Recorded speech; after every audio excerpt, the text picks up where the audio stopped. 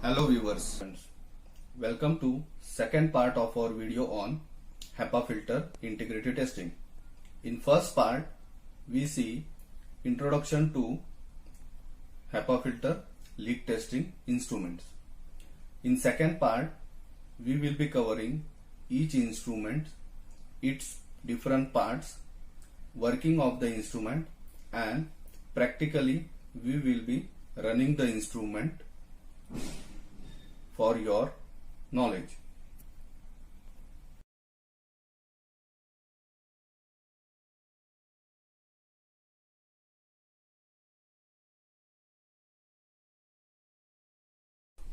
Okay, now we will be starting with the photometer ATI 2i model, the most advanced, innovative and user-friendly digital aerosol photometer. The ATI is portable at rigid and idle instrument for in-suit filtration system integrity testing. The photometer comes with the printing facility. It comes with the rigid Pelican case. Now we will be starting with unboxing of the instrument. Here we can see here how the instrument looks when it comes from ATI. This is the main unit, ATI 2i instrument, a scanning probe or a eye probe, scanning probe cable, upstream cable, and it comes with the operating manual and a calibration report or a certificate. Now we will be seeing the details of the instruments, each functions of the instrument in details. Before starting the demo, I just want to tell you that this Pelican case is very tough, rigid, and it comes with the foam which protects the instrument during traveling for a long distance. Now let's see what are the different parts which are available. This is a thermal printer, this is a paper roll, main unit, a upstream port, a downstream pipe, a 3-pin power cord, and a scanning probe or a eye probe. Now let's see how to feed up paper in a thermal printer which comes with the 2i photometer. So just you have to flap it and a paper roll. Put a glossy side on the front side of the printer. Keep it this way and lock it. And your printer is ready to take a print from photometer. Make sure you put the paper roll in the same direction which is shown in the video. If you put a rough surface or a wrong paper roll, the printer will not give the printout, and a thermal paper roll has to be used. Now we will see the different connection of the instrument. We will start from the back side of the instrument. Start from the power cord. This is a power connection where we have to use a power cord which use a single phase normal regular power supply 250 volt. It has a fuse socket which use 250 volt 2 ampere fuse. When you want to on the instrument, you have to just press this and the power goes to the instrument. Here is an exhaust fan which keeps the instrument cool. Here we have a printer port and here is a USB port to communicate with the PC. Now we will switch to front side of the instrument. Now I have done the backside connection. Power has been given to the instrument printer has been connected with the instrument. Now we will do the fittings connections of the instrument from the front side. Upstream connection and downstream connection, also the scanning probe connection. So here you can see this is a transparent tube which comes with the fittings. You have to use it for the upstream port. Just you have to press it and it locks. To open it, you have to just press the upper part of this connector and pull it. This is a scanning probe cable which has a sampling tube and a cable for display. It comes of a length 12 feet as a standard length with the instrument. On the display side, we can see there are two connections. One has a bigger diameter and another has a smaller diameter. The smaller diameter connector has to be fixed with the scanning probe and a bigger diameter has to fix with the mains or a machine side. Now we can see how to fix it with the machine. For a display, we can see there is a notch which guides you to connect it properly. Here is a lock which will hold it properly so that there will be no loose connection with the display. Now let's begin with the connections. For the downstream side, the connections is the same. Just we have to press it and push it. Now the connection is fixed. We will fix the display side. And here is a lock. Here we can see there is a lock. Now the downstream connection. The same way we will be connect with the scanning probe cable. Here is a lock. We have locked it. Now we will connect a sample tube. Press and it gets locked. Now your scanning probe is ready to work with the instrument.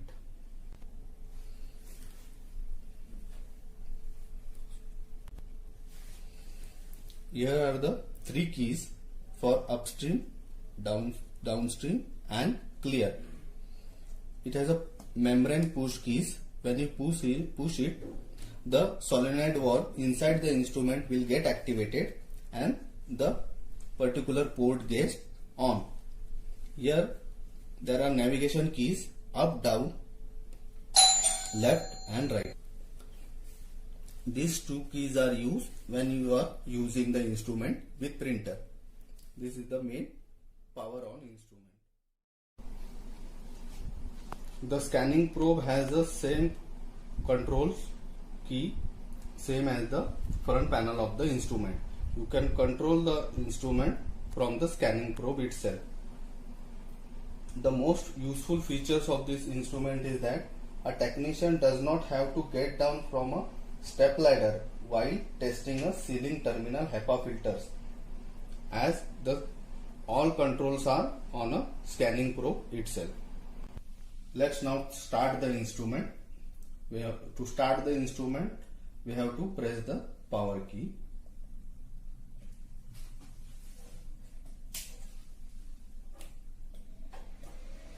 And the instrument starts.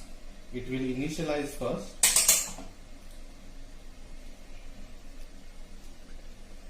Here we can see the printer light has also come on. To feed the paper, we have a key at here. You have to just press it, confirm the printer paper is installed properly. Now we can see on the display, it is initializing. The same display you can see on the scanning probe display. In the display, we can see the serial number of the instrument, what is the software revision and number of days remain for calibration. Now here we can see different functions: set 100% upstream concentration, set internal reference and use previous 100% setting. Now here we can see a reagent PAO is selected. The alarm set point is 0.3. We can change these set points according to our requirement as per 14644. Here which are the alarms activated. Now we will see the setup.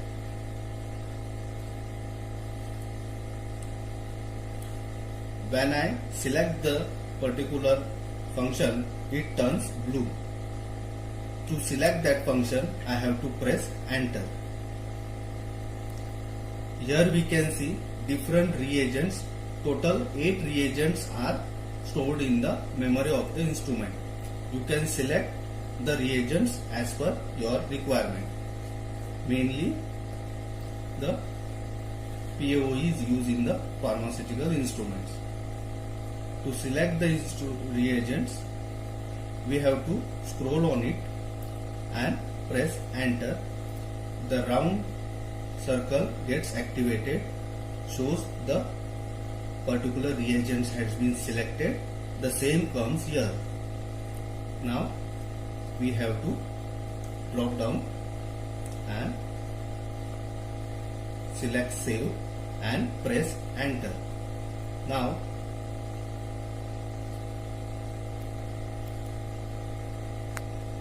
we can see different setups. Now we will see alarm set points. Again I have selected the alarm set point. I will press enter. Now I can set the alarm set point by pressing up arrow and down arrow key. When I select the down arrow key, I will just press the enter and the reading goes on decreasing. My alarm set point is 0.01%. So I will save it. Now you can see the set point has been changed to 0.01%. Now I will select different alarms. We have audible, vibratory and visual alarms. In audible, when your readings or a leakage cross the limit of 0.01%, there will be a beep sound. A vibratory is a function which available on a scanning probe. As the readings cross or a leakage cross the alarm set points, the scanning probe will start vibrating. And in visual, when a reading or a leakage cross the alarm set points, the display will turn into red. All these functions we can see in a practical training when we do a HEPA filter leak testing live with the photometer and a generator.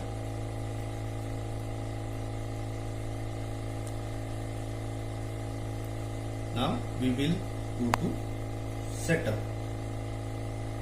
In setup we have different functions,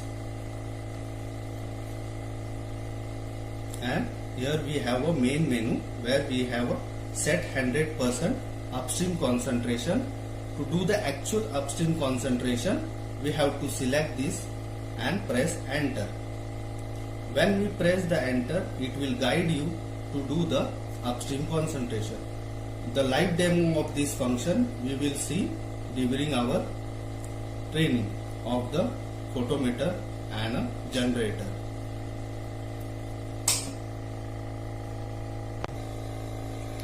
Now here we can see a function called use previous 100% setting. In some cases we can see there is no upstream port in a clean room. So we have to do the upstream challenge or upstream settings on the service floor of a factory. At that time, this instrument has a function use previous setting, which stored the last setting upstream concentration readings in its memory, and you can turn off the instrument, bring it in the clean room and use the previous 100% setting. The same settings will be stored in the instrument, and based on the readings it will show you the downstream of the filter. Also on the display we can see a printer icon which shows that a printer is connected. A scanning probe which shows the scanning probe is connected, and a present date and time. To turn off the instrument, we have to again press the power key.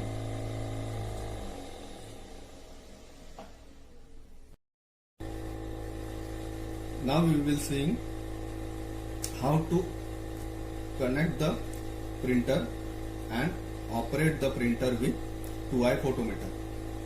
We will be going to setup and select the reporting function. In reporting function, we have to select summary. After I scroll to the summary, I have to press enter. So here we can see now the summary mode has been selected.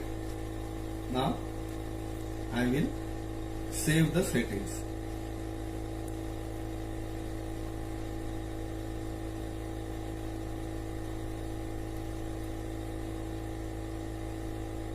Now we can see the printer function has been enabled.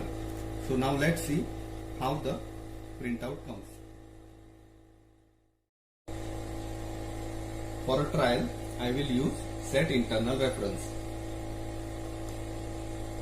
By default, the concentration is set to 100 micrograms per liter.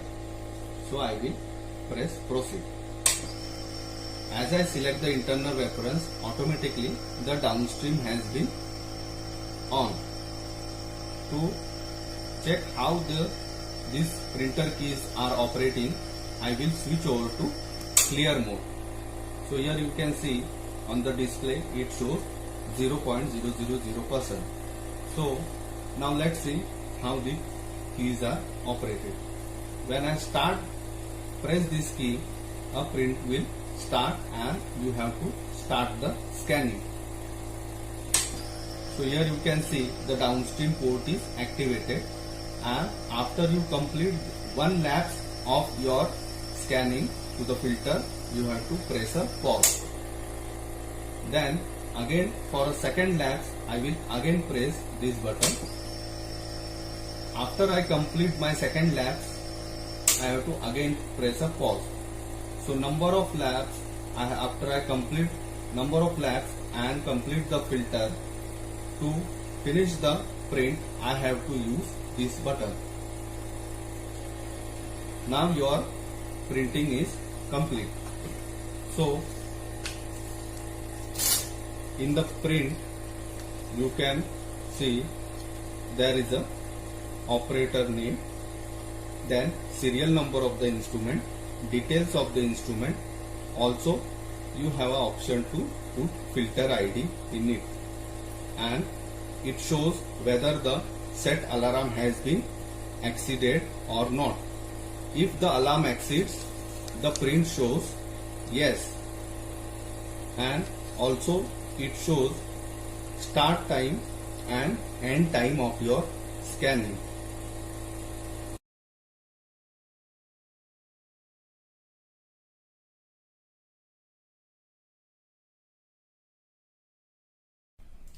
Here is a aerosol generator, mainly known as a Laskin nozzle generator or a cold generator. The model available here is 4B Lite with 3 nozzles. Here we can see a nozzle controller is there. We have nozzle 1 and nozzle 2. The one stands for 1 nozzle and 2 stands for 2 nozzle. When we on this first nozzle, the one nozzle will get the air pressure. When we on the second nozzle, the 2 nozzles will get a air and we get the aerosol output. When we want to on 3 nozzles, both the nozzles has to be turned on. Here is a air pressure regulator or a controller. We can see here a pressure gauge is there, which indicates the amount of pressure of air applied to this generator to generate the aerosol. When we use a PA oil we have to maintain a pressure of 23 psi. Make sure when we on the nozzle, you have to maintain the pressure of 23 psi when the nozzle is on. To control the air, here is a controller which can be used to control the air. To control the air, we have to pull it and rotate it to increase or decrease the air. In the live demo, we will see how we control the air. Here is a port which can be used to as an inlet for air pressure. Here is a level indicator for fuel tank. For operating of this aerosol generator, minimum more than a half of this level to be filled with the reagents. Normally a PA oil is used.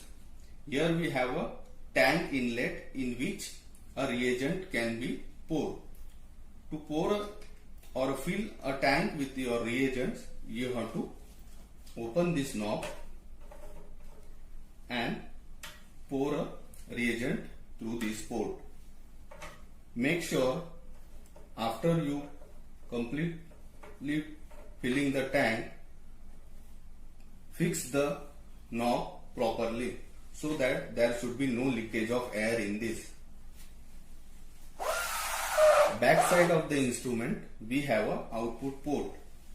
This is a TC fitting which is used to transfer the aerosol from here with a flexible pipe to a long distance.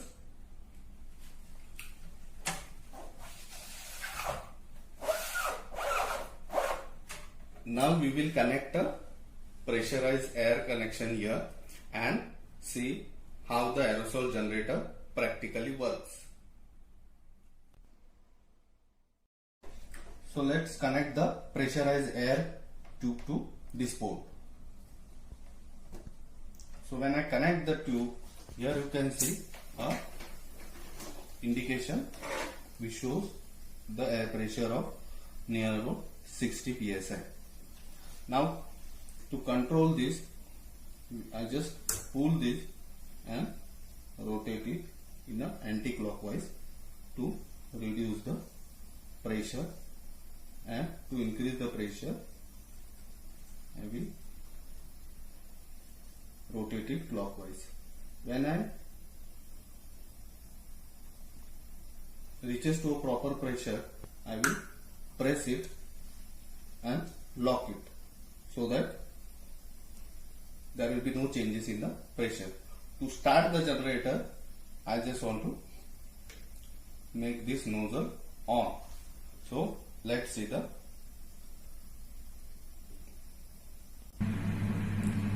now let's see how it operates.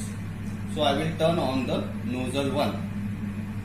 Here you can see a aerosol is coming through a output port, and when I off it, the aerosol generation stops. To increase the concentration, I will open the second port with 2 nozzle connections. So here you can see in the video the amount of concentration is increased. When I want to increase more concentration, both the nozzles has to be turned on so that the amount of concentration will increase.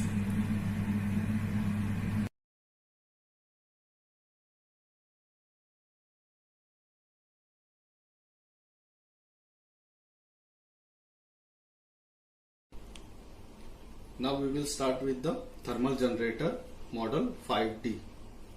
Here we can see the connection. It operates on the main supply 230 volt regular single phase AC.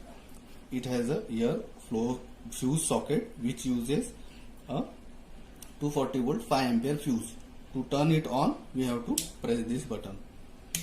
Here we have a connection for inert gas. As this instrument or thermal generator use a inert gas, mainly a nitrogen is used. A 6 mm port is given to connect the pressure nitrogen tube. Here we have a pressure indicator which shows us the what is the pressure of this nitrogen. Here we can see there are two green marks which shows that when a needles or a pressure comes to that range, automatically this ready LED will turn green.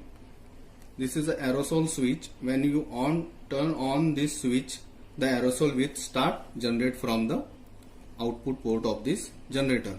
Here is a purge button which is used to purge the heat exchanger of this instrument. When we press this instrument, a clean air, a nitrogen will pass through the heat exchanger to confirm that the path is clean. Here we have a concentration knob. We can see here a plus sign and a minus sign, which indicates that when we turn this knob anti-clockwise towards the plus, the concentration of this generator will start increasing.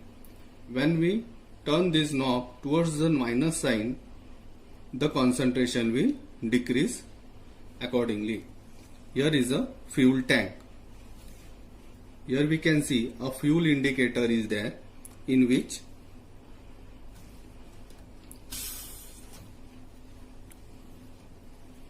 make sure when you open this fuel tank, the pressure connection tube has to be removed and a purge button has to be pressed so that the air will release from this tank. Here we can see the mechanism how it operates. So when a fuel is filled, this filament will come up and the same way it will rotate the fuel indication, which shows the indicator of your fuel tank.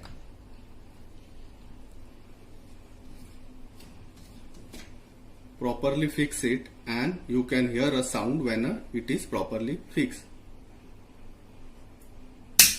which makes the connection is now tight. Here you can see a output port from which the aerosol generator will generate the aerosol. This mark indicates that when you turn it on, the temperature rises here and this portion is hot. Not to touch this part with the bare hands. Now we will practically turn the instrument on.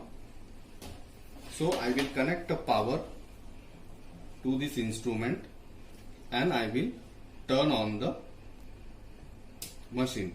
Now here we can see the red indication. Now I will again turn it off and connect a pressurized nitrogen tube to this port. So I will just connect, it is a push type fitting. So I will connect it here. Now I will turn this on, so LED will get it on and a temperature of the heater will start rising. To cross check the path of this generator, I will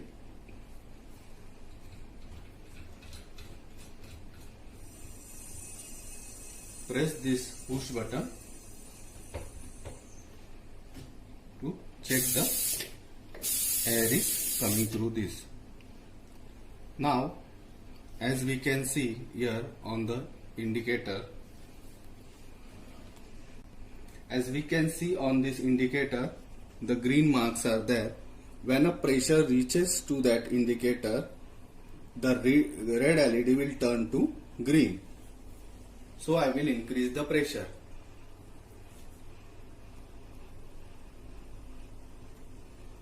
So we can see now when it comes between that indicator, the green LED turns on. And as if it is lower than that, the red LED will turn to, the green LED will turn to red. So now I will adjust the pressure to the indicator, and to start the generation of aerosol, I will turn on this aerosol knob or button. So we can see the aerosol generation now.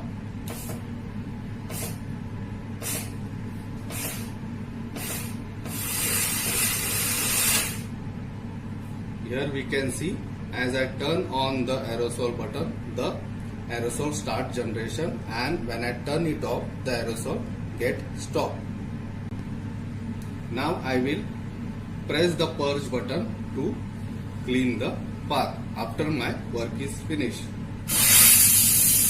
So now you can see after I press the purge button, only the clean air is coming through this output port.